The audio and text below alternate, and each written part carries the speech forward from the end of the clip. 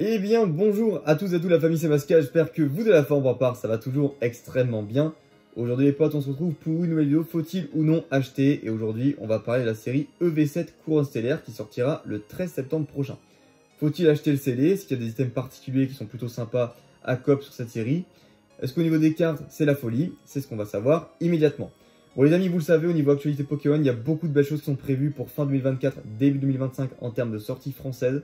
Mais si vous voulez investir dès maintenant, en septembre, à l'automne même on va dire de manière plus large 2024, n'hésitez pas à cliquer sur le deuxième lien dans la description qui vous redirigera vers mon livret gratuit sur l'investissement Pokémon. Vous le téléchargez et vous avez donc 7 conseils d'investissement gratuits à mettre en place dès maintenant en fin 2024 pour gagner de l'argent en 2025. Voilà, c'est cadeau, c'est pour vous. Bon c'est parti, on commence directement avec Couronne Stellaire. Donc comme je vous l'ai dit, une série qui sort le 12 septembre, peut-être qu'à l'heure à laquelle vous regardez cette vidéo, c'est déjà sorti tout simplement. Mais en tout cas, ça va vous permettre un petit peu de savoir ce qu'on peut avoir dans cette série et si c'est intéressant d'un point de vue collection et investissement.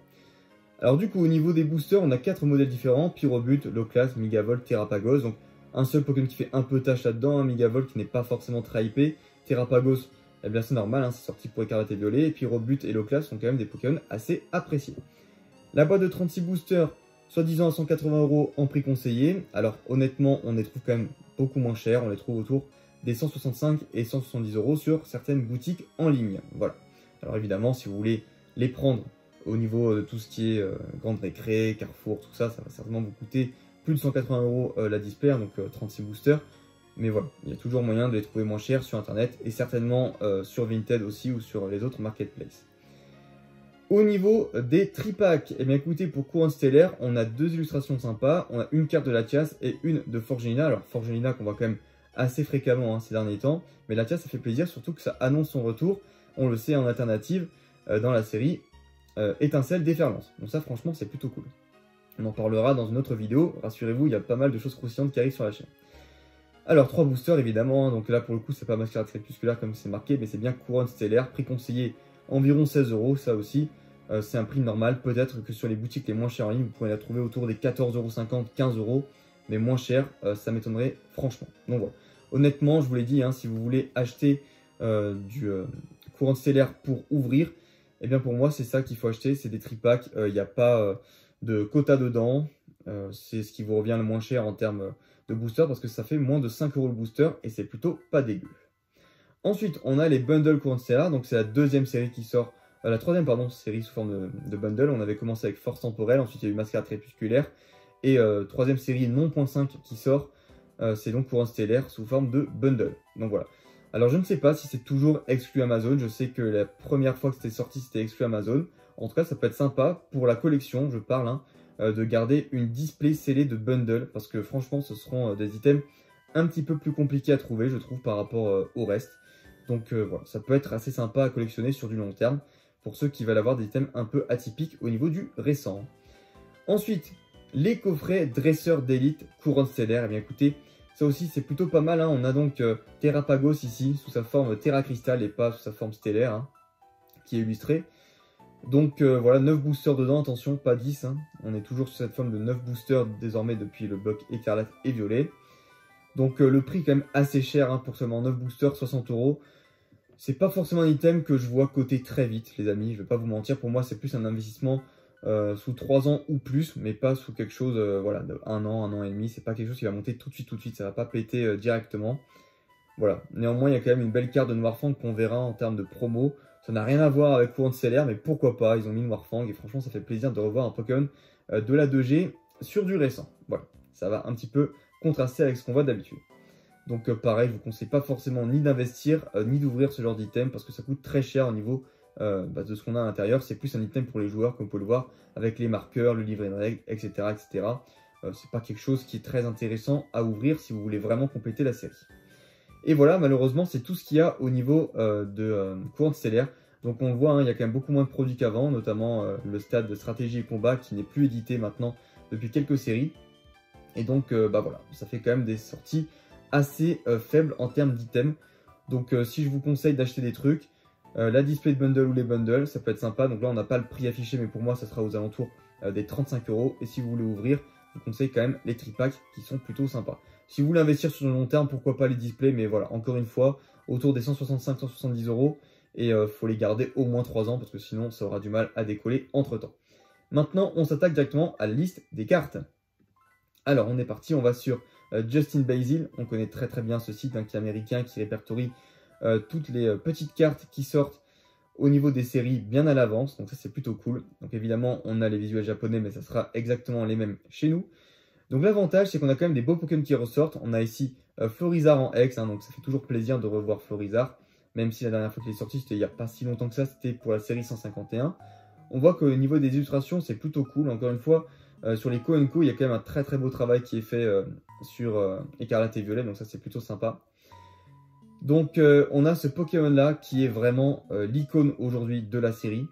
Donc il s'appelle Pomme d'Orochi et c'est l'évolution, la grande évolution de Vert-Pomme. Voilà tout simplement. Donc c'est une évolution supplémentaire qui est sortie dans Écarlate et Violet par rapport aux autres évolutions qui étaient sorties dans Épée et Bouclier, je vous le rappelle. Donc voilà, après on a quand même de très très très jolies cartes aussi, je trouve que ce Galopa il en jette, voilà donc peut-être que c'est qu'une Unco, mais franchement ça en vaut la peine. Donc on voit qu'ici on a en Terra Crystal notre ami Pyrobut qui est illustré sur le booster aussi, donc ça c'était quelque chose qui était déjà annoncé. On a de très très beaux Pokémon en X, on a Tortank qui fait super plaisir avec son hydrocanon qui se charge, on a Amphinobi en X aussi, et ça franchement c'est plutôt cool.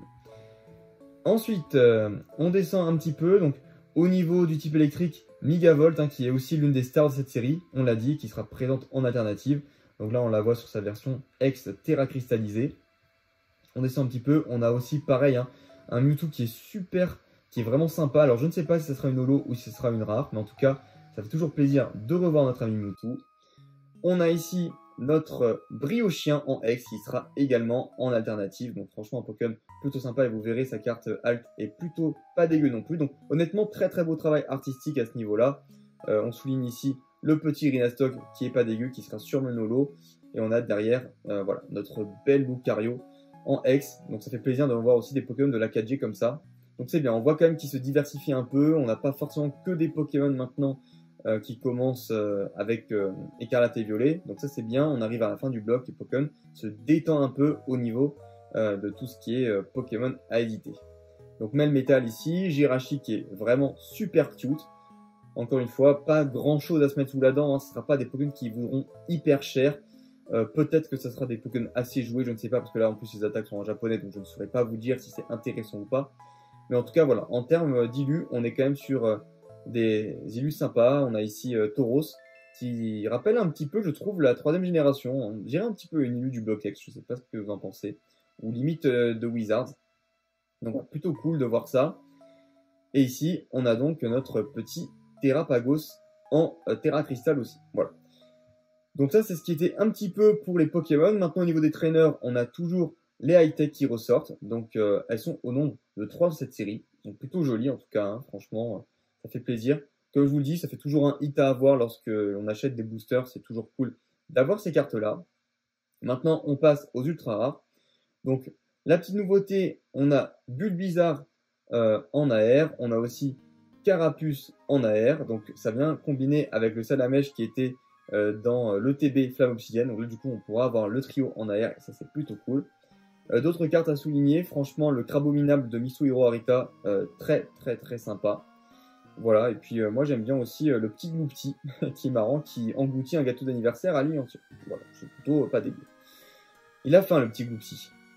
Au niveau des full art, eh bien écoutez, on a toujours les Pokémon en Terra Crystal, donc on a Pyrobut, Loclas et Migavolt, on a Briochien qu'on avait déjà vu, Fer de Terre et Charmina en X full art qui viennent se rajouter à ce petit palmarès. Donc là-dessus c'est pas énorme en termes de Pokémon, on n'a pas franchement des Pokémon foufou, mais quand même ce nouveau style avec les bords multicolores arc-en-ciel, ça peut donner quelque chose de sympa, surtout vous le verrez sur la série EV8, qui là, pour le coup, verra naître des Pokémon extrêmement jouissifs en termes d'illustration. Enfin, vous verrez, je vous sortirai une vidéo là-dessus, mais on est quand même sur un autre style de carte, et honnêtement, ça rend très très bien. Les traîneurs, eh bien voilà, rien de bien spécial. Honnêtement, c'est joli, mais je ne trouve pas non plus que ça change grand-chose par rapport à ce qu'on a déjà vu, donc là-dessus, pas de grosses nouveautés, les traîneurs qui sont quand même très sympas. Voilà, là-dessus, ils avaient fait un bel effort depuis maintenant un bloc ou deux. Ça continue de se maintenir avec cette série EV7. Maintenant, au niveau des cartes Illustration Rare, donc on est sur des petites alternatives sympas.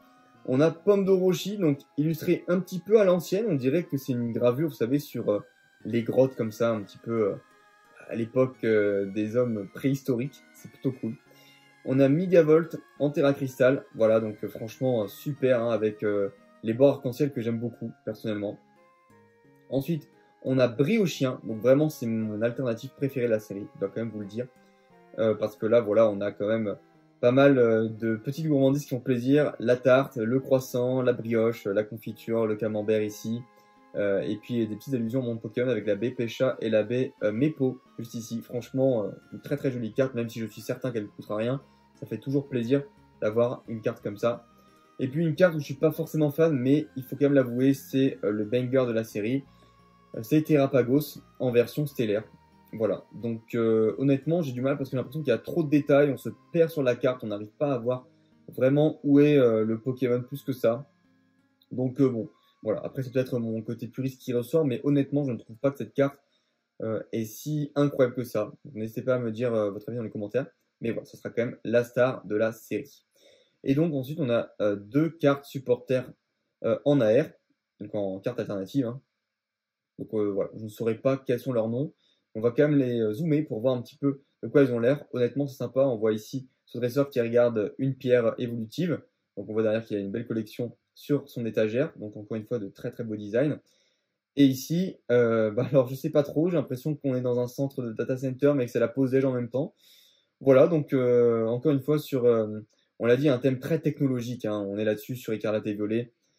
Donc bon, voilà, ça rend bien. Ce sera certainement les deux cartes qui seront parmi les plus chères de la série, avec, je pense, Terrapagos et peut-être Megavolt, et encore, c'est pas sûr.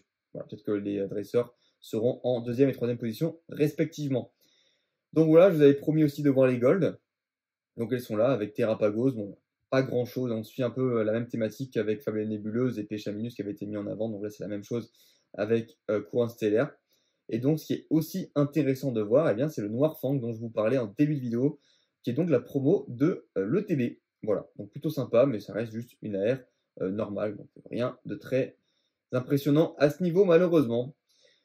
Voilà les amis, donc si je dois vous donner mon avis, je vous dirais qu'on est sur une petite série correcte, mais on n'est pas quand même sur quelque chose où on se tape la tête au plafond, malheureusement. Il faudra attendre EV8 et les séries suivantes pour ça. En tout cas, ça reste toujours une série qui pourra être assez abordable à ouvrir, hein, pour ceux qui sont addicts à ça. Encore une fois, les boosters ne vont pas coûter très cher, on pourra en ouvrir pas mal. Donc c'est plutôt cool, il y a quand même des Pokémon diversifiés maintenant. On a des ex avec des Pokémon de la 4G, on l'a vu, de la 1G. Donc c'est plutôt sympa. Mais voilà, encore une fois, on n'est pas sur des bangers comme on pourrait l'imaginer. Et il faudra attendre la fin de l'année, voire 2025, pour que ça arrive. Sur ce, j'espère que cette petite vidéo vous aura plu, vous aura permis un petit peu de clarifier les idées par rapport à Couronne Stellaire. Si c'est le cas, n'hésitez pas à la liker, n'hésitez pas non plus à vous abonner si ce n'est pas encore fait. Sur ce, je vous dis à la prochaine, portez-vous bien en attendant la prochaine vidéo. Bye bye.